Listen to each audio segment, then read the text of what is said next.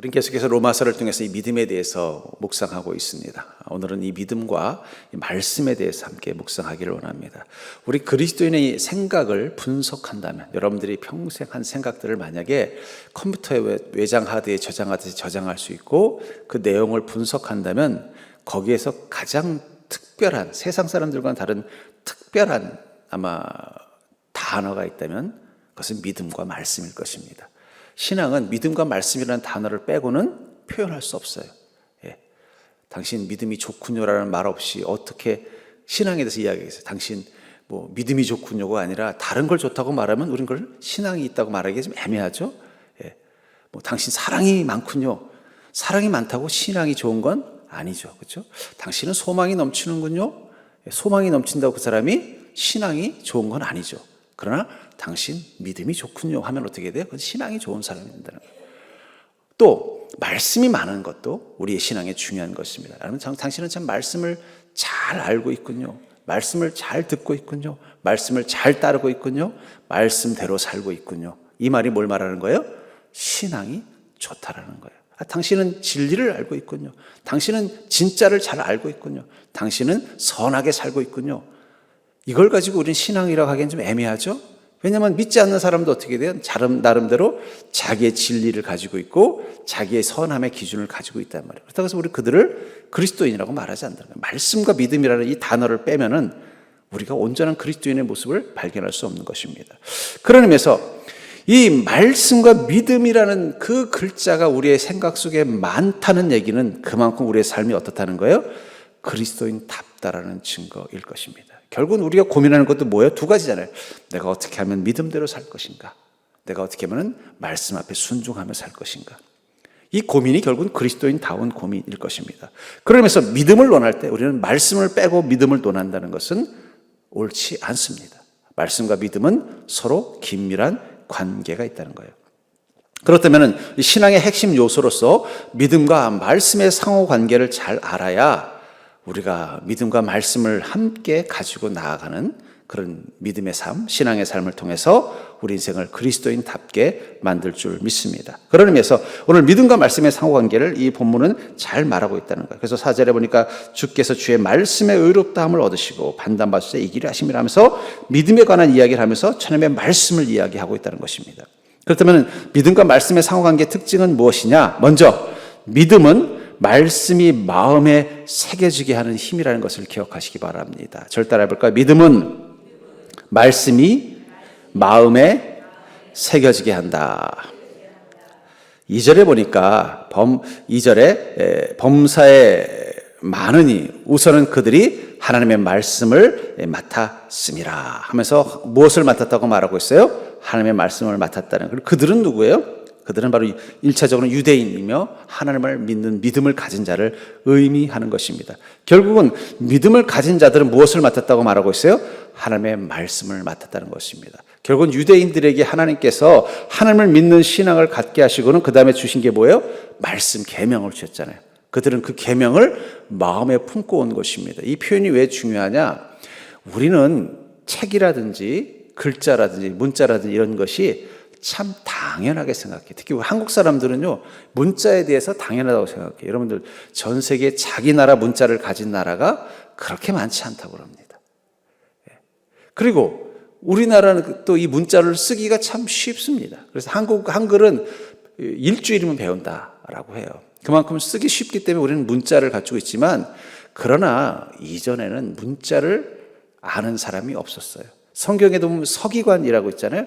서기관은 뭘 하는 사람이냐? 성경을 필사하고 그 성경의 내용을 구두로 성도들에게 말해주는 사람이에요. 왜냐하면 첫째, 성도들은 책이 없었습니다. 책이 없으니까 어떻게 돼요? 문자를 쓰고 배울 일이 없었습니다. 그래서 이 일반 백성들은 문자가 아니라 말로써 정보를 전달하고 지식을 전달했어요.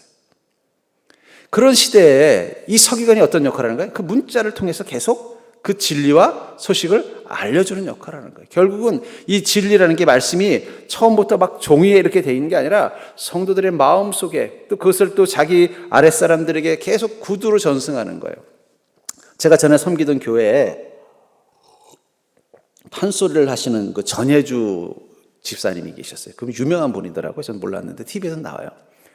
근데 이제 그분이 이제 우리 나이 드신 모임이 있어요. 에베네셀이라고 우리 집 은혜부에 거기 이제 봉사자신데 그 바쁜데도 봉사를 하세요. 근데 봉사자신데 가끔씩 본인이 이 판소리를 우리 분들에게 가르쳐 주시는 거였어요. 그 판소리를 들으면서 참 너무 매력을 제가 그때 느꼈어요. 그래서 이 판소리는 악보가 있냐 그랬더니 악보가 없다는 거예요. 악보가 없어요? 악보가 없대요. 가사는 어떠냐 그랬더니 가사도 구두로 전승된대요. 근데 요즘은 이제 그거를 이제 자꾸 이제 그 맥이 끊어지니까 그걸 이제 글자화 하는데 그러다 보니까 문제가 뭐냐? 악보도 없죠? 가사도 딱 정해진 게 없으니까 그 전승자에 따라서 약간씩 가사가 다르다는 거예요. 그러니까 예를 들면 뭐 미량 아리랑이라고 해도 뭐 예를 들면 그게 한 사람에게만 전승된 게 아니잖아요. 그럼 이 사람 한 거랑 좀 틀리고 이 사람이랑 또 하게 돼요. 그리고 또 그분이 보니까 그때마다 조금씩 또 달라요. 약간씩. 근데 그걸 되게 심각하게 생각하지 않더라고요. 이유가 뭔가 생각해 보니까 이 우리나라 전통 음악은 악보가 없고 또 이 가사를 문자화하지 않는 그냥 구두로 전달하는 거예요. 그래서 그 느낌을 전달해 주는 거예요. 그러니까 철저히 스승한테 옆에서 한 구절 한 구절을 따라하면서 어떻게 돼요? 그걸 듣고 그걸 따라하는 거예요. 조금만 달라지면 막 맞고 하다 보니 뭐 하나부터 꺾는 거 하나라도 하고 또 하나 이거 조금만 들으면 또 혼나는 거예요. 그게 이렇게 무슨 클래식 서양처럼 이렇게 뭐 몇 분음표 뭐 이런 게 딱 정해져 있는 게 아니라는 거예요. 그러니까는 철저히 어떻게 돼요? 전승되는. 근데 가만히 생각해 보니까 문명 사회를 제외한 대부분의 사회에서는 이 정보라는 게 그렇게 전승이 됐을 거예요. 그러니까 유대인들에게 하나님 무엇을 주신 거예요? 말씀을 주시고 그거를 마음속에 새겨서 후대까지 내려오게 하셨다. 이런 뜻도 가지고 있는 것입니다. 근데 그 말씀이 우리에게 잘 전달되어지려면 무엇이 있어야 되느냐? 로마서 10장 8절에 보니까 그러면 무엇을 말하느냐? 말씀이 내게 가까워 내 입에 있으며 내 마음에 있다 했으니 곧 우리가 전파하는 믿음의 말씀이라. 그냥 말씀이 전파되는 게 아니라 무엇을 통해서 전파되는 거예요? 믿음을 통해서 전파되는 거예요. 여러분, 하나님의 말씀은 왜 위험하냐? 말씀만 가지고 전달하면은요, 절대로 진리가 전달되지 않습니다. 이단들도 말씀 가지고 전달해요, 진리를. 그럼 무엇이 필요해요? 믿음이 있어야 된다는 거예요, 믿음. 순전한 믿음을 가진 자가 말씀을 받고 전달해야 그 말씀이 뭐가 돼요? 온전한 하나님의 음성, 진리가 된다는 거예요. 저는 그것을 이해할 수 있는 일이 있습니다. 요즘은 안 그렇지만 옛날에는 이 동판 인쇄라는 게 있었어요. 제가 학생 볼 때만 해도 주보를 교회에서 직접 했습니다. 한때 보면은 뭐 롤러를 이렇게 뭐 하고 이렇게 해서 이제 주보를 만들어 가지고 이렇게 하는 걸 이제 우리 또 학생들이니까 우리가 또 그걸 만들던 기억이 납니다만, 이 동판 인쇄라는 게 뭐냐면은 구리에다가 칠을 해요. 칠을 한 다음에 거기다가 글자를 새기는 거예요. 새긴 다음에 그 다음에 뭘 하냐? 거기다가 이제 염산 같은 거를 뿌립니다. 그럼 어떻게 돼요? 부식이 일어나는 거예요. 그럼 부식이 일어나니까 어떻게 돼요? 요철 현상이 나타나잖아요. 글자를 새긴 데만. 그럼 거기다 잉크를 묻히면 거기만 글자가 딱 선명하게 나오는 거예요. 우리 마음도 마치 동판과 같습니다. 우리 마음에 말씀이 선명하게 새겨지려면 우리 마음에 무엇이 먼저 칠해져 있어야 돼요? 믿음이 칠해져 있어야 된다는 거예요. 믿음이 칠해져 있어야만 그 말씀이 어떻게 돼요? 선명하게 우리 마음에 새겨질 수 있다는 거예요. 그러니까 만약에 믿음이 없이 말씀을 받으면 어떻게 돼요? 절대로 그 말씀은 온전히 새겨질 수 없는 것입니다. 왜 같은 말씀인데 이단이 생기고, 왜 같은 성경인데 세상 사람들은 다른 것을 보느냐? 믿음으로 그 말씀을 받지 않으면 그게 진리로 우리 마음에 새겨지지 않기 때문에. 성도도 마찬가지입니다. 아무리 말씀을 많이 알아도 믿음이 그 말씀을 받쳐주지 않으면 그 말씀은 우리의 마음속에 새겨지지 않아요. 새겨진다는 건 뭘 말하는 거예요? 그 말씀이 나의 신념, 가치관, 내 의식의 저 너머의 무의식 속에까지 들어가서 내 삶의 생각과 판단을 할 때 그것들이 튀어나와서 나를 조종하는 것. 제가 얼마 전에 읽은 책이 있다고 그랬죠. 무의식이 나를 어떻게, 원래 원명은 무의식이 나를 어떻게, 소위 말하는데, 뭐라고 하나? 조정, 다스림? 뭐 그런 표현을 쓰고 있더라고요. 그런 힘이 되는 말씀이 되려면 말씀을 받을 때 믿음이 충분해야 된다는 거예요. 충분한 믿음이 없으면 말씀은 결코 우리 안에 깊게 새겨지지 않습니다. 깊게 새겨지지 않으면 그 말씀은 정작 우리 인생에 중요할 때 어떻게 돼요? 사용할 수가 없는 것입니다. 시편 119편 102절부터 107절에 보니까 주께서 나를 가르치셨으므로 내가 주의 길에 들여서 떠나지 아니하였나이다. 주의 말씀의 맛이 내게 어찌 그리 단지요 내 입에 꿀보다 더 단하이다. 여러분들 주님의 말씀이 달 때가 언제예요? 내 믿음이 살아있을 때예요. 그렇죠? 여러분들 은혜 받았을 때는 어떻게 돼요? 설교 말씀이 막 꿀송이처럼 달아요. 근데 은혜 떨어지면 내 믿음이 약해지면 어떻게 돼요? 하나도 안 들려요. 잠만 와요. 예. 제가 그래서 가끔 그러면 목사님 오늘 목사님 말씀이 별로 은혜가 안 됐는데요. 그러면 제가 그러죠. 그건 저분은 은혜 받았는데 네가 못 받은 거지. 내가 안 준 거냐. 예. 그럴 때가 있어요. 그러니까 성도들이 보면은 말씀을 정말 막 꿀송이처럼 받을 때가 있고요. 그게 안 들린다는 게 딱 느껴져요. 저분 지금 안 들리는구나. 그 차이가 뭐냐는 거예요.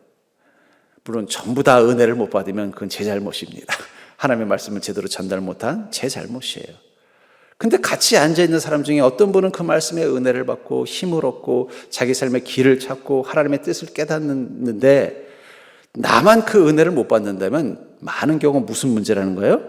그 말씀이 내 안에 동판에 새겨지게 하는 데 필요했던 그 염산처럼 믿음이 작동되지 않았기 때문이라는 거예요. 말씀에는 반드시 충분한 믿음이 작동돼야 됩니다. 그래야만 그 말씀이 내 마음에 새겨져요. 그래서 입에 꿀송이보다 달다는 거예요. 그 주의 법도들로 말미암아 내가 명철하게 되었어요. 그 말씀이 그냥 말씀으로 끝나는 게 아니라 나를 무엇으로 만든다는 거예요? 명철하게 만든다는 거예요. 여러분들 하나님의 말씀이 우리 가슴에 새겨지면 어떤 축복이 있느냐? 우리 인생을 살아가는 데 능력이 된다는 거예요. 지혜가 된다는 거예요. 판단할 수 있는 힘이 되는 거예요. 우리 삶의 중요한 순간순간마다 어떤 걸 판단해야 될 때가 있잖아요. 그때마다 그 말씀이 어떻게 돼요? 새겨져 있으면 말씀이 살아 올라와요. 막 떠올라요. 말씀이 날아가면 중요한 선택을 할 때마다 힘이 되어져요. 그럼 그때마다 그 순종과 선택은 우리 삶에 무엇을 줘요? 평탄을 허락하는. 그래서 여호수아를 통해서 하나님 이스라엘 민족에게 주신 말씀이 뭐예요? 너는 내가 너에게 준 그 계명을 내 입에서 떠나지 말게 하며 주야로 묵상하여 좌로나 우로나 치지 말고 다 지켜 행하라. 그리하면 내 길이 평탄할 것이요 형통하리로다. 그러려면 무엇이 필요해요? 믿음이. 말씀을 받을 수 있는 믿음이 준비되어야 된다는 거예요. 말씀은 주님이 주시지만 믿음은 내가 준비하는 것입니다. 믿음을 준비하지 않으면 마치 등불을 준비하지 않은 이 처녀처럼 믿음을 준비하지 않으면 말씀이 내게 와도 그 말씀이 내 안에 들어오지 않습니다. 말씀이 들어오지 않으면 내 인생의 길에서 방향을 잃어버릴 수 있다는 거예요. 방향을 잃어버리면 그 순간 형통과 평탄의 삶을 잃어버릴 수 있기 때문에 우리는 그 말씀을 사모하는 것입니다. 그래서 105절에 주의 말씀은 내 발의 등이요 내 길의 빛이니이다. 말씀이 우리 마음에 새겨지면 그 순간 말씀은 그냥 있는 게 아니라 이 어두운 길에 내 발의 등이 되기 때문에 어떻게 돼요? 돌부리에 넘어지는 일이 없다라는 거예요. 내 길에 빛이 되니까 내가 바른 길을 갈 수 있도록 볼 수 있게 해준다는 것입니다. 그러려면 그 말씀은 어떻게 해야 돼요? 믿음이 충만한 말씀이 된다는 것입니다. 또 나의 고난이 매우 심하오니 여호와여 주의 말씀대로 나를 살아나게 하소서. 고난이 심할 때 주님의 말씀은 나를 살려주는 CPR이 됩니다. CPR이 뭔지 아세요? 이렇게 인공호흡 해주는 거예요. 갑자기 심장이 멎은 사람. 정말 죽을 것 같은 상황. 감당할 수 없는 문제 앞에 있어도 말씀이 가슴에 새겨져 있는 사람은 어떻게 돼요? 숨이 쉬어지는 거예요. 말씀이 살아서 역사를 이루게. 그 순간 이 고난에 있어서 어떻게 돼요? 고난에서도 흔들리지 않는 살아나게 만들어준 힘이 된다는 것입니다. 그 고난에서도 지워지지 않는 말씀, 그 말씀이 그 고난의 시간들을 잘 이겨내고 또 극복할 수 있는 능력이 되어준다는 거예요. 그러니까 여러분들 하나님의 말씀은요 살만할 때 능력이 되는 게 아니에요. 하나님의 말씀은 죽을 것 같을 때 능력이 되게 돼 있어요. 근데 중요한 건 그 죽을 것 같은 능력이 되는 그 말씀을 언제 우리 마음에 새기는 거예요? 죽을 것 같을 때는 새길 시간이 없어요. 새기려 가면 이미 늦는 거예요. 살만할 때 새겨야 되는 거예요. 옆 사람 보고 인사할까요? 믿음은 살만할 때 더 중요합니다. 여러분, 고난 앞에 가면 믿음은 알아서 커져요. 예, 제가 그리스도인들 보면요, 힘들 때 믿음 약한 사람 별로 못 봤어요. 힘들 때 믿음 약한 사람은 그 사람은 진짜 위험한 사람이에요. 근데 대부분 힘들 때 다 믿음이 좋아져요. 기도 안 하던 사람도 기도하고요, 기도원 안 가던 사람도 기도원 가고요, 목사님한테 전화 한번 하는 사람도 전화해요. 왜냐하면 힘들기 때문에, 믿음의 힘이 필요하기 때문에. 근데 중요한 건 말씀이 내 고난에서 나를 살려주는 그 생명이 되려면 내 마음에 새겨져야 되는데, 그건 고난의 때 하면 늦는다는 거예요. 언제 해야 돼요? 내가 살만할 때 말씀이 새겨져야만, 정말 내 인생에 어려움이 있을 때 그 말씀이 힘이 되어서 나를 마치 인공호흡 받듯 이 고난으로부터 나를 지켜주는 힘이 된다는 거예요. 그래서 우리는 살만할 때 더 말씀을 사모하셔야 돼요. 살만할 때 더 우리 마음에 말씀이 새겨지도록 믿음 가운데서 살려고 애를 써야 하는 것입니다. 두 번째로, 믿음과 말씀의 상관계의 특징은 바로 믿음은 말씀을 실천하게 하는 의지가 된다는 거예요. 하나님의 말씀이 우리 안에 들어왔고 그 말씀이 들어온 곳으로 머무는 게 아니라 우리의 삶을 바꿔나갈 때 믿음이 무엇이 된다고요? 그걸 실천하게 만들어주는 의지가 된다는 것입니다. 3절에 보니까 어떤 자들이 믿지 아니하였으면 어찌하리요? 그 믿지 아니함이 하나님의 미쁘심을 패하겠느냐? 주님의 말씀을 믿지 않는 자들도 있지만 하나님은 어떻게 되는 거예요? 변함없이 그 믿음의 성품으로 하나님이 하실 일들을 행하신다라고 말하고 있는 것입니다. 히브리서 13장 7절에 보니까 하나님의 말씀을 너에게 일러주고 너희를 인도하던 자들을 생각하며 그들의 행실의 결말을 주의하여 보고 그들의 믿음을 본받으라. 어떤 사람을 누구라고 말하고 있어요? 하나님의 말씀을 너에게 일러줬다라는 거예요. 그래서 너를 주님 곁으로 인도한 자들을 생각하면서 그들의 그 행동의 결과가 어떻게 됐는지 보아라. 그리고 그들의 믿음을 본받으라. 무슨 얘기예요? 하나님의 말씀을 전했던 이 바울과 같은 사도들이 너에게 그 말씀을 주었을 때 그들의 믿음을 보라는 거예요. 그들은 그 말씀, 너희들이 가르친 그 말씀대로 행하는 결과를 보여줬다는 거예요. 그게 바로 그들의 믿음이라고 말하는 것입니다. 그러니까 좋은 믿음, 나쁜 믿음, 어쩌면 좋은 믿음과 나쁜 믿음이라는 표현은 정확한 믿음이 아닐 수도 있어요. 행동할 수 있는 힘 있는 믿음과 힘 없는 믿음이 있는 것일지도 몰라요. 여러분, 활 얻어, 여러분 수산시장 가보면 여러분들 만약에 수산시장에 횟감 사러 갈 때 어떤 생선을 사세요? 여기 보니까 여기 광어가 2마리가 있어요.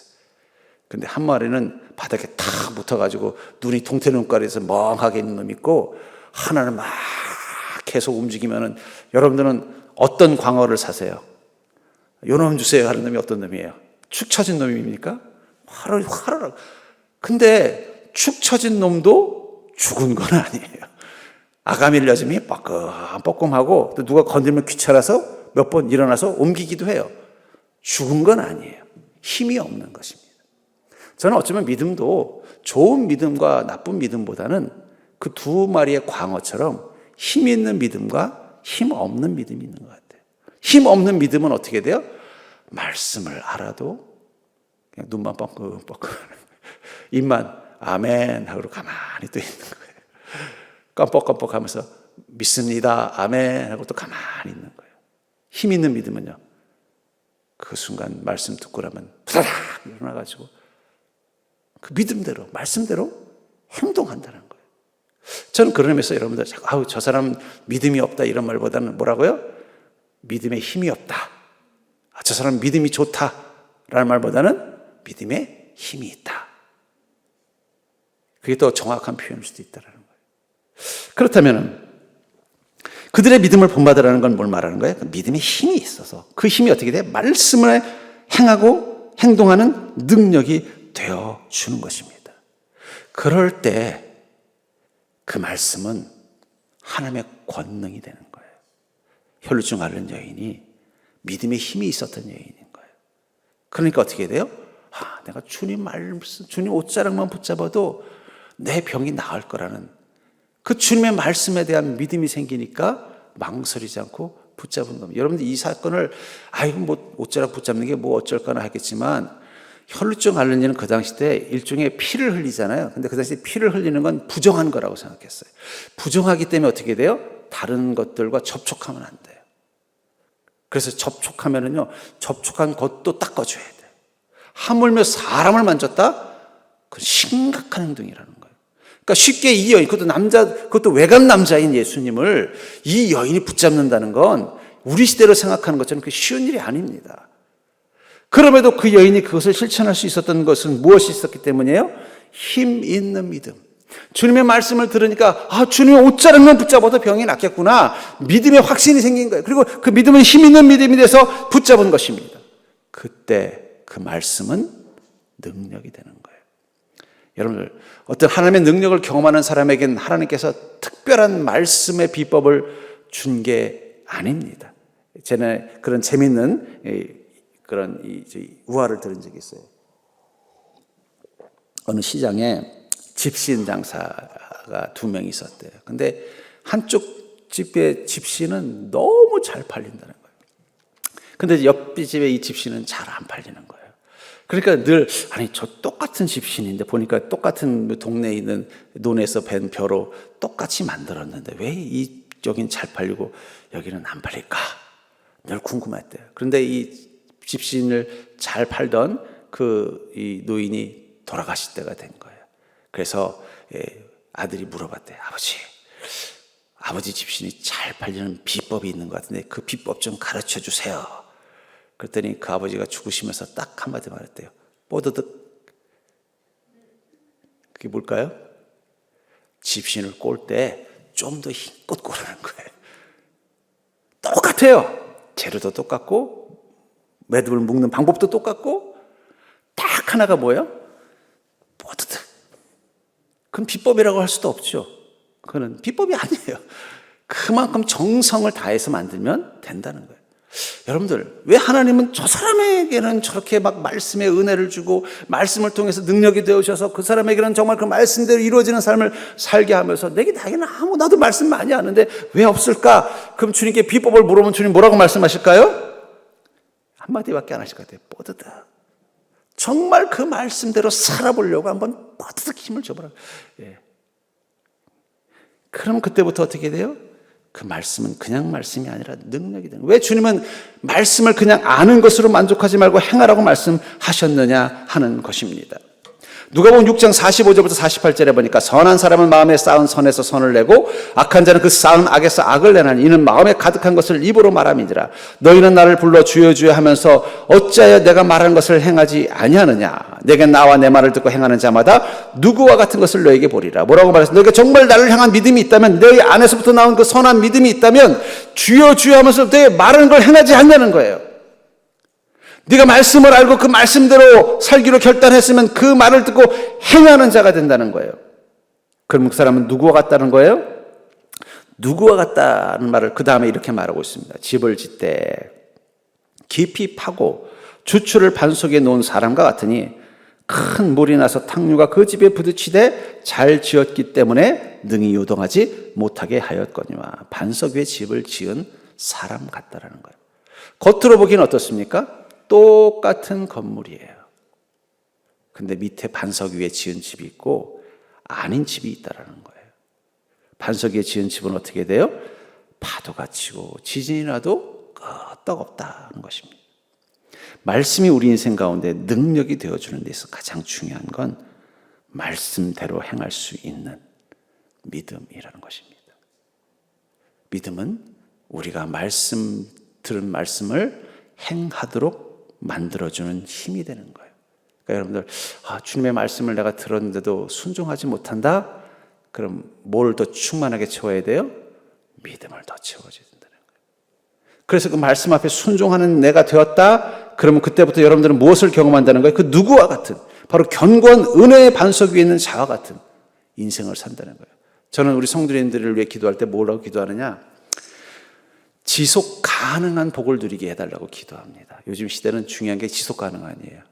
한 번씩 반짝반짝 로또 복권 당첨되듯이 복 받는 거 말고 평소 때는 은혜도 안 주시다가 어쩌다 한 번씩 큰일 날 때마다 은혜 주시면 물론 그것도 감사는 하지만 그러면 인생이 좀 별로 재미없지 않겠습니까? 앉아도 복을 받고 서서도 복을 받고 누워도 복을 받고 앞으로 가도 복을 받고 누구만 맞다라 뒤로 넘어졌더니 바닥에 금리빨이 있고 이런 좀 좀 뭔가 내 인생은 왜 이렇게 뭔가 하나님이 막 다 도와주시고 지켜주는 것처럼 살면 얼마나 좋겠어요. 그렇죠? 저는 그런 복을 누리고 살기를 원한다면 지금 우리에게 필요한 건 뭐라는 거예요? 바로 충만한 믿음으로 말씀 앞에 순종할 수 있는 힘 있는 믿음을 갖고 사는 것입니다. 여러분들이 그 말씀 앞에 순종할 수 있는 힘 있는 믿음을 가진 자가 될 수 있기를 주의 이름으로 축원합니다. 그렇게 말씀과 믿음이 우리 안에 있는 곳에 있으면 그 말씀과 믿음이 만난 곳에서 우리는 하나님의 세계를 선명하게 경험합니다. 말씀과 믿음이 우리 안에 충만하면요, 그때 우리는 그곳에서 하나님의 세계를 선명하게 경험한다는 것입니다. 4절을 보니까 그럴 수 없느니라. 사람은 다 거짓되되 오직 하나님은 참되시다 할지어다. 기록된 바 주께서 주의 말씀에 의롭다함을 얻으시고 판단받으실 때 이기려 하심이라 함과 같으니라. 주님은 참되시고 주님의 말씀이 의롭다 하심을 얻기 위해서 어떻게 하신다는 거예요? 주께서는 그것이 사실이 되도록 보여주신다는 것입니다. 히브리서 11장 3절에 보니까 믿음으로 모든 세계가 하나님의 말씀으로 지어진 줄을 우리가 알아니. 저는 이 문장에서 모든 세계가 하나님의 말씀으로 지어졌다. 우리가 믿음 가운데 있으면 우리는 무엇을 보게 된다는 거예요? 우리가 경험하는 세계가 하나님의 말씀으로 지어진 것을 안다는 것입니다. 그 말은 뭐예요? 하나님의 말씀이 통용되는 세상, 하나님의 법칙이 통용되는 세상을 보게 된다는 거예요. 근데 그 세계가 어떤 세계라는 거? 어떤 세계가 아니라 모든 세계라는 것을 말하고 있대요. 모든 세계라는 건 내가 경험하는 전부를 말하는 것입니다. 전 그러면서 여러분들, 우리가 세상을 바라볼 때 어떤 눈으로 보냐에 따라서 세상은 다르게 보일 수 있다는 거예요. 내가 경험하는 세상은 다르게 보일 수 있다는 거예요. 믿음으로 사는 사람에게는 무엇이 보여요? 하나님께서 다스리는 세상, 하나님께서 역사하시는 세상, 하나님의 말씀대로 살았더니 복이 되는 세상을 경험하게 될 것입니다. 저는 가끔씩 신앙을 잃어버린 사람이 이런 고백을 할 때가 있어요. 내가 주님 말씀대로 살았더니 내 인생이 불행해졌습니다. 저는 그런 음성 들을 때마다 어떤 고민이 드냐면, 정말 그렇다면 우리가 믿음대로 산다는 게 무슨 의미가 있을까? 왜냐하면 오늘 본문에서도 여기서 히브리서 11장에서도 뭐라고 말하고 있어요? 모든 세계가 말씀으로 지은 줄을 알게 만드는 게 믿음이라고 말하고 있어요. 믿음의 눈으로 보니까 우리 눈에 뭐가 보이는가? 그래, 이 세상은 주인은 하나님이시지. 이 세상은 하나님의 말씀으로 지어졌지. 하나님께서 말씀으로 지은 이 세상을 살아갈 때 말씀대로 살면은 복을 받는다고 하셨지. 우린 그것을 믿기 때문에 어떻게 되는 거예요? 말씀대로 살려고 고민하고 애쓰고 노력하는데, 그렇게 살았더니 불행해질 수 있나? 그래서 저도 저의 인생을 걸고 지금도 실험 중에 있습니다. 저도 중요한 상황의 순간순간마다 이 실험을 하고, 정말 말씀대로 하면 되나? 나에게는 다른 세상적인 지혜로 해야 되는 거 아니야? 그 갈등의 선택의 갈등의 상황들이 있어요. 그냥 세상의 지혜로 할까? 아니야. 주님의 말씀대로 해야 될까? 그 선택이 있을 때마다 저는 내 자신을 가지고 실험을 하는 거예요. 말씀대로 했을 때 더 복이 되나? 아니면 세상의 방법으로 했을 때 더 복이 되나? 모르겠습니다. 저는 적어도 제 인생을 실험해 봤을 때는 말씀대로 하는 게 복이 되더라고요. 단순히 목회자로서만이 아니라 그냥 이 사회인으로서, 우리 가정에서는 내가 부모도 되고 자녀도 되고 남편도 되고, 또 세상 속에서는 또 친구도 되고 동료도 되고 이웃도 되고, 그때마다 저는 실험을 하는 거예요. 말씀대로 하는 것이 복이 되나? 아니면 세상 사람들이 가르쳐준 세상의 지혜, 생존의 지혜로 하는 게 복이 되나? 근데 결론으로 보면은 말씀대로 하는 게 진짜 복이 되더라고요. 어떤 상황은 말씀대로 하는 게 손해인 것처럼 보일 때가 있어요. 그리고 오히려 세상이 준 지혜로 하는 게 당장은 이 문제를 해결하는 데 효율적이기도 하고 그것이 더 효과도 빨리 나타날 때가 있어요.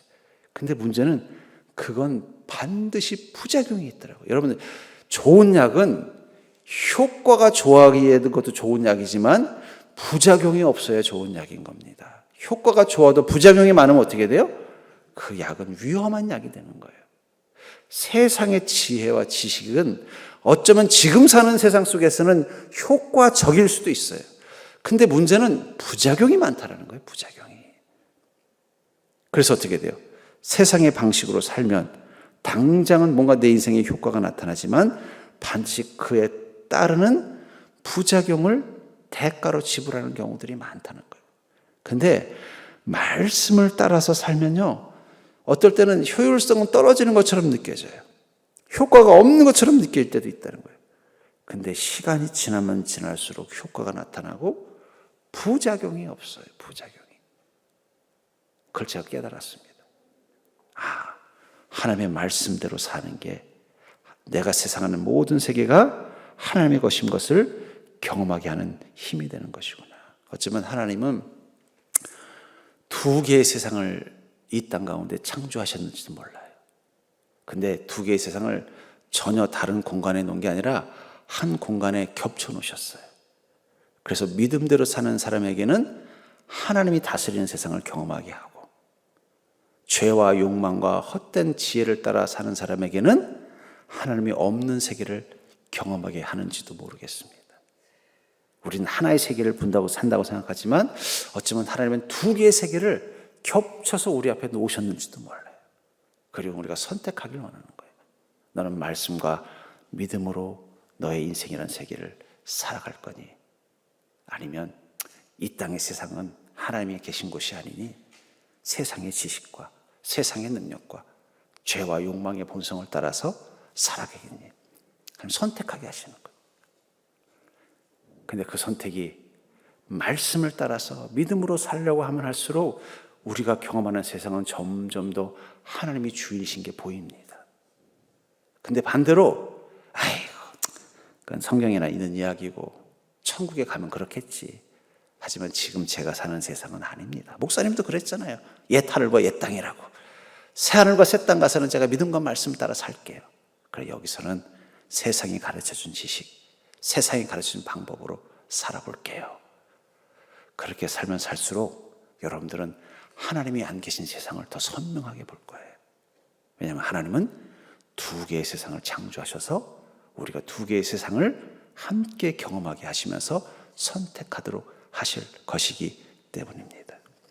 그래서 믿음으로 말씀을 통해 세상을 바라보면 우린 다른 세상을 보는 거예요.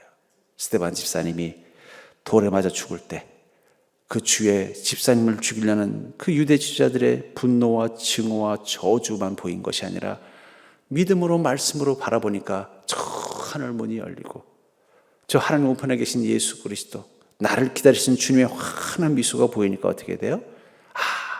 이 땅은 죄와 악이 승리하는 땅이 아니라 주님과 함께 산 인생을 부활케 하시는 자리, 이 자리는 내가 믿음과 말씀 가운데 살았던 결과로 비참하게 죽는 자리가 아니라 주님의 말씀과 믿음대로 살아서 내가 부활하는 자리이구나. 이걸 깨닫고는 기뻐하신 것입니다. 전 그러면서 여러분들은 충분한 믿음과 충분한 말씀을 가지고 살고 있습니까? 왜냐하면 제가 이렇게 보면 어떤 분은 말씀과 믿음을 자꾸 분리하려고 그래요. 그래서 나는 믿음이 중요해, 나는 말씀이 중요해, 그리고는 한쪽을 소홀히 합니다. 근데 저는 이것을 옛날부터 이 칸트의 유명한 정의가 있어요. 뭐냐면 내용이 없는 형식은 공허하고 형식이 없는 내용은 맹목적이다라는 유명한 칸트의 철학 용어가 있습니다. 저는 이것을 믿음과 말씀에다가 적용을 했어요. 믿음 없는 말씀은 죽은 진리이고 말씀 없는 믿음은 공허한 신앙이다. 그 얘기 무슨 얘기예요? 말씀과 믿음은 동전의 양면처럼 같이 있어야 된다는 거예요. 그러면서 여러분들이 지금 자기 자신을 점검할 때 나는 어느 한 부분을 소홀히 하고 있지는 않은가, 믿음을 소홀히 하고 있지는 않은지, 말씀을 소홀히 하고 있지 않은지를 한번 점검해 보시고 그 둘을 다 온전히 그 삶과 그 영혼 가운데 품고 가는 인생 될 수 있기를 주의 이름으로 간절히 축원합니다.